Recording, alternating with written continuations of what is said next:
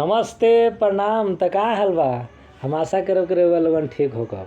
तो आज एगो बात बता दी कि बहुत ही अच्छे कलाकार सिंगर आशीष यादव के एगो भोजपुरी गाना आइल बाटे, जौन गाना के नाम है शरारती पियवा।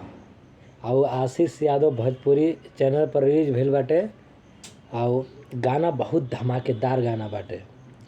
गाना के लिखले बाड़े आनंद प्रकाश और म्यूजिक दिले बाड़े शिवम सुगम, ऐसे करके उनके नाम है। और इकर में एक्ट्रेस में बाड़ी सोना सिंह। तो गाना बहुत धमाकेदार बाटे। तो रउआ लोगन जाई आशीष यादव भोजपुरी चैनल पर और पियवा शरारती पियवा सर्च करी और ये गाना सुनी और बहुत मजा आई सुन के। साथ में शिल्पी राज गिले बाड़े।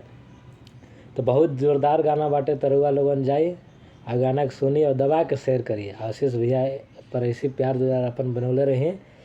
तो आए वाला वीडियो में हम मिले तानी आप लोगों से। तो हमारी चैनल भोजपुरिया भी जानकारी का आप लोग सब्सक्राइब करिए और आए वाला हर नया अपडेट हम इस चैनल के माध्यम से दें। नमस्कार।